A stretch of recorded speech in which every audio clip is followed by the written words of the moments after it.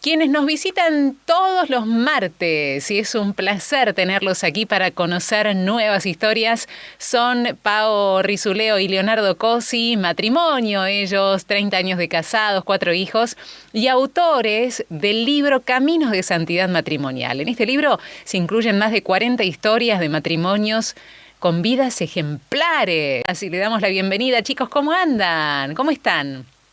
Hola, Vero, buenas tardes. Muy bien. Buenas tardes, me alegro. Bueno, qué bueno tenerlos por aquí un martes más, recorriendo estas historias que qué bien nos hace, chicos.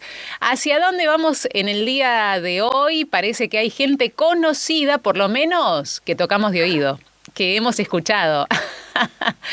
¿Hacia dónde vamos hoy? Cuéntenos. Sí, tal cual, conocida pero con vocación que no es la más habitual para un matrimonio, ¿no? Si a la gente le preguntamos por Santa Brígida, la mayoría te contesta, ¿pero quién? ¿La monja? ¿La que yo leo las Claro. meditaciones de la Pasión? ¿La fundadora, la sueca? Bueno, sí, ella misma tuvo los años de casados nuestros más o menos y el doble de hijos. Oh, wow, esa parte no se conoce, queremos conocerla ya, así que micrófono para ustedes y cámara encendida para que nos cuenten esta apasionante historia. Yo en la vida sufrí pobreza y tú tienes demasiados lujos y comodidades. Esto le dijo Jesús crucificado a Santa Brígida en una visión. Así es, arrancamos entonces en Uppsala, Suecia. La capital de esta provincia era gobernada por el padre de Brígida, llamado Birger, y ella iba a nacer por el año 1303.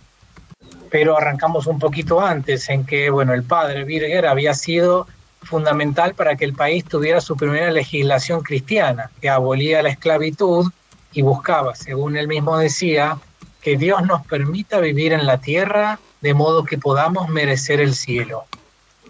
Y ahí viene la primera anécdota, cuando Brígida todavía era una niña por nacer, o sea, estaba embarazada la madre, y milagrosamente ella se salva de un terrible naufragio, y entonces una figura muy misteriosa se le aparece y le dice: sábete que has sido salvada gracias a los méritos extraordinarios de la criatura que llevas en tu seno. Edúcala con cuidado porque es un precioso regalo de la generosidad divina. Y entonces, unos meses después, cuando ya estaba dando a luz, un sacerdote de la corte escucha otra voz que le profetiza: esta noche le nace a Birger, o sea, al padre, una niña cuya voz poderosa será oída en todo el mundo. Evidentemente, Brígida ya estaba predestinada para una gran misión. Cuando niña, a Brígida le gustaba mucho oír a su madre leer historias de santos, y con solo 6 años, y no pudiendo comprender de todos los designios de Dios en aquel momento, recibe su primera revelación. Con 6 años, se le aparece la Santísima Virgen y la invita a llevar una vida santa.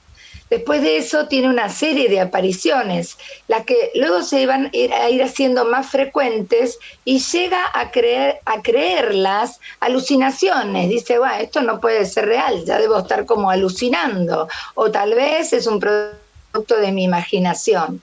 En ese momento consultan con un sacerdote, quien estudia detalladamente su caso y le confirma que, de acuerdo a su experiencia, se trata de mensajes del cielo y que podía conservar la fe en ellos. Y así es que va ganando más y más en profundidad de su fe, hasta que a los 13 años un sermón de Cuaresma la deja profundamente conmovida por Cristo crucificado. Y de ahí en adelante ya va a tener una especialísima devoción a Cristo. Hubo otro día donde ella estaba rezando delante de un crucifijo que chorreaba de sangre, y le nace preguntarle: ¿pero quién te puso así? Entonces, para su sorpresa, Cristo le contesta, le dice: los que desprecian mi amor, los que no le dan importancia al amor que yo les he tenido. Así es que, desde ese día en adelante, Brígida se propone hacer que todos los que traten con ella lleguen a amar más a Jesucristo.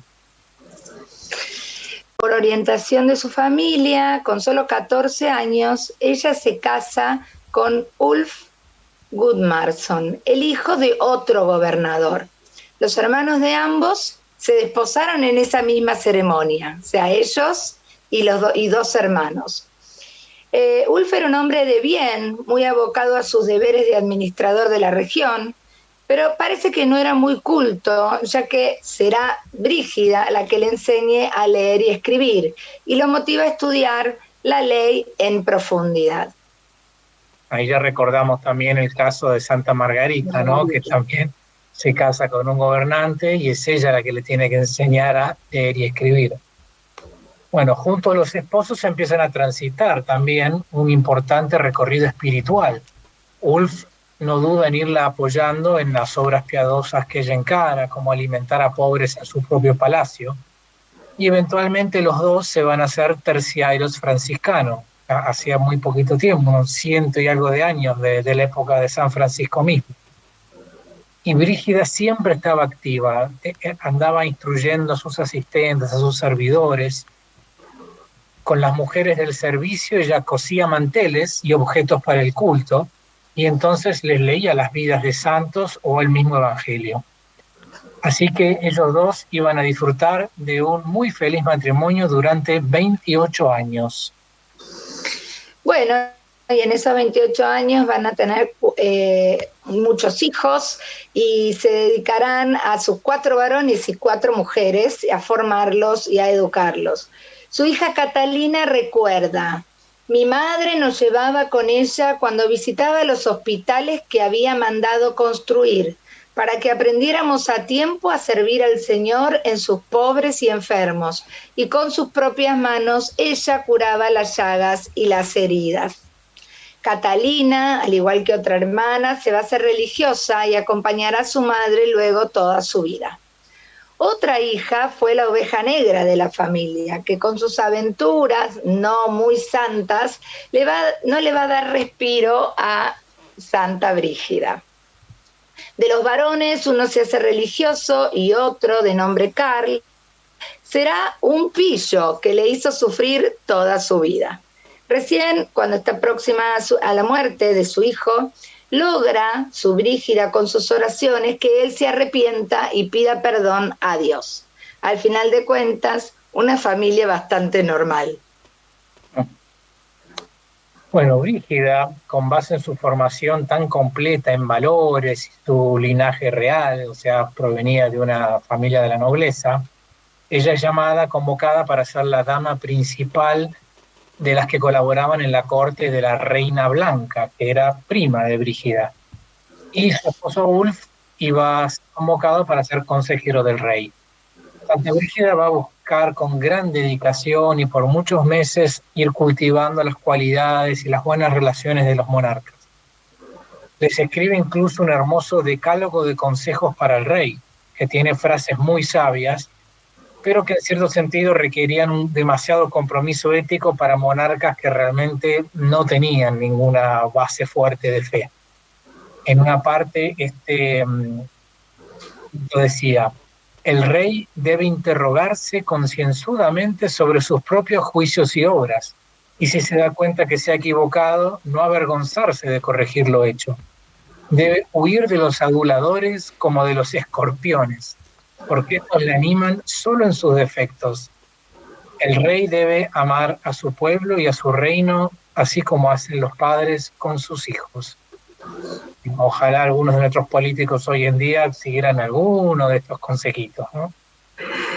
Bueno, y por más admiración que le demuestran los reyes, ella se acabará decepcionando ante los vicios y la banalidad que presencia en el palacio, y se da cuenta que se gasta demasiado en lujos y comilonas, al tiempo que se explota mucho al pueblo.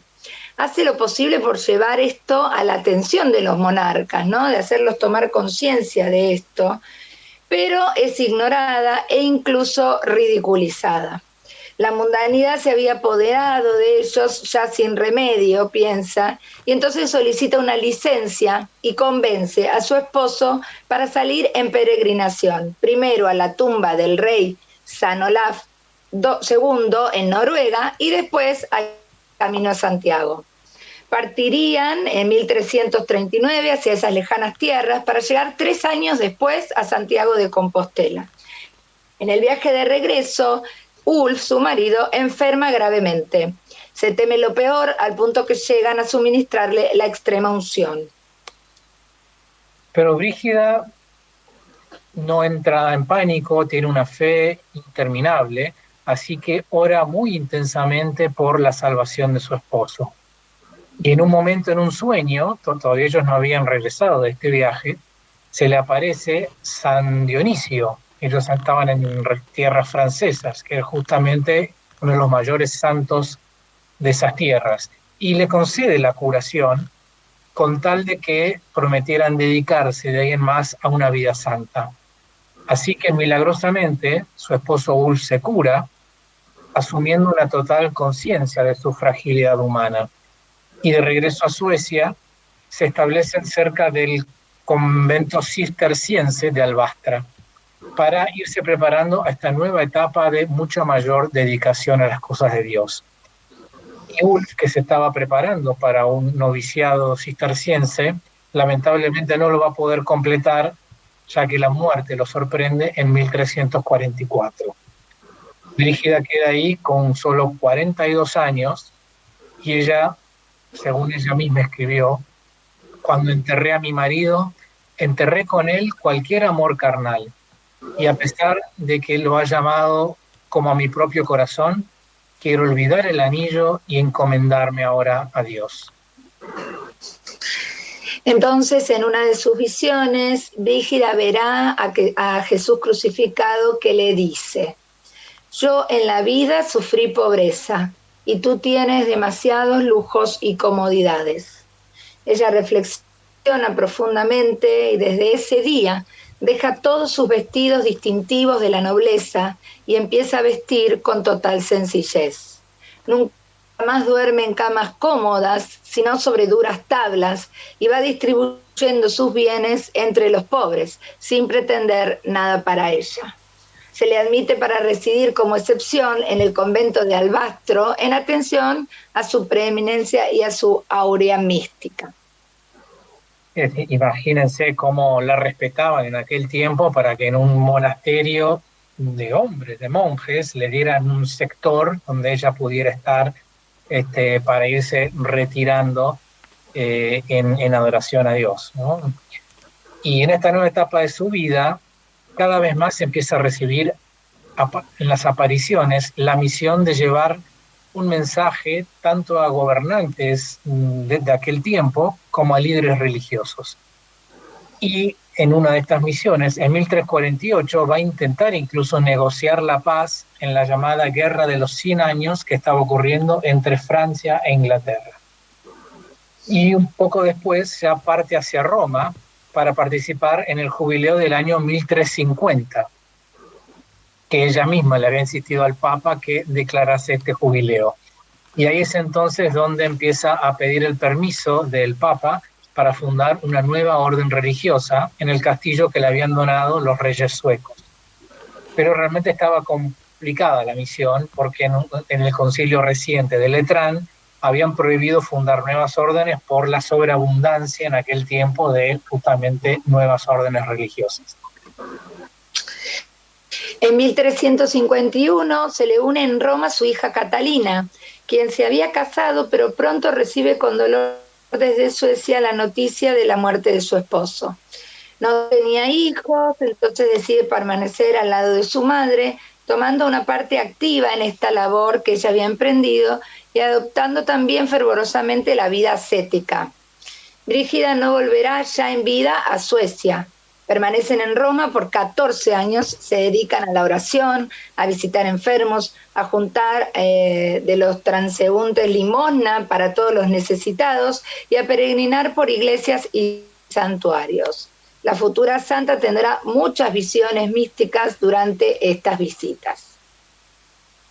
Bueno, acá nos tenemos que ubicar un poco en el tiempo, ¿no? En el momento histórico que se estaba viviendo. Había un cisma muy profundo, los papas llevaban varias décadas residiendo en Aviñón, se habían alejado de Roma por los temores, los peligros que los acechaban en los estados pontificios, y no quieren volver de vuelta desde Francia también por presiones políticas. Se habían hecho tan cercanos a los reyes franco-germanos que no querían volver a estar medio solos en tierras, en la península itálica, donde eran los estados pontificios. Así que varios grandes santos durante este siglo se van acercando, les escriben, Santa Catalina de Siena, San Vicente Ferrer, les llamaban la atención el caos en el que estaba Roma, los desvíos que había por todas partes, y les suplicaban que volvieran a su ciudad, ¿no? A la ciudad eterna de Roma. Lo mismo hacía Brígida. En sus cartas con profecías y con peticiones muy enérgicas, hacía su aporte para poder ir un poco mejorando, alertando de las malas costumbres y disminuyendo los vicios. Y al Papa le advierte sobre la gran corrupción que había en Roma, incluso en la Iglesia, y esto agravada por la falta del pontífice en Roma. Ella dice que además de su alicaída espiritualidad, muchos monumentos e iglesias históricas estaban en estado lamentable, en parte por un terremoto, pero también por la desidia eclesiástica. Y lamenta incluso graves faltas por parte de religiosos y laicos. Acá voy a leer textualmente a lo que ella escribe en estas cartas, y uno puede pensar cómo aplica esto hoy en día, ¿no?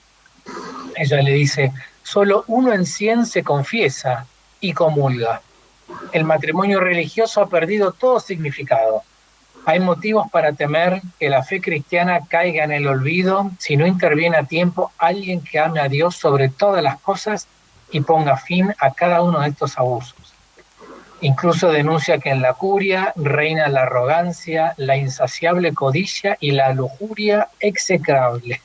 O sea, palabras fuertísimas, totalmente impensado en aquella época que una mujer se expresase así a la curia, al mismo Papa, ¿no? E incluso hablando de las autoridades eclesiásticas. Así imagínense las agallas, el coraje que tenía esta mujer, Santa Brígida. En Roma recibe también continuas revelaciones acerca de cómo fue la vida de Jesús y se dedica a documentarlas. Incluso la Santísima Virgen le manifiesta a Brígida que va a conceder 7 gracias a quienes diariamente le honren con 7 Avemarías, considerando sus lágrimas y dolores.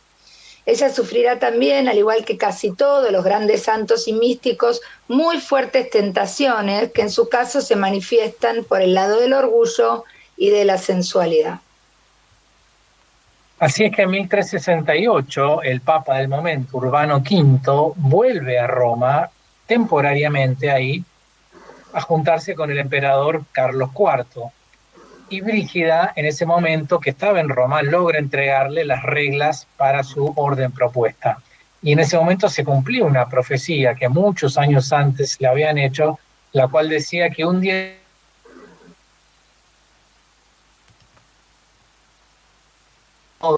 sin embargo, esto se termina cumpliendo y las reglas van a ser aceptadas con algunas revisiones, pero solamente después de la muerte de Brígida se van a poner por obra, como ahora vamos a ver.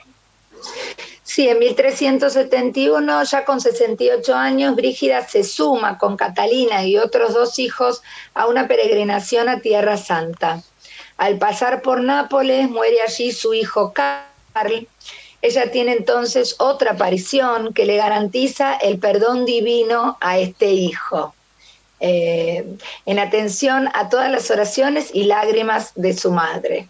Y acá también recordamos a Santa Mónica, ¿no? Y a tantas madres orantes por sus hijos. En Tierra Santa tendrá numerosas visiones y parece vivir a diario en éxtasis.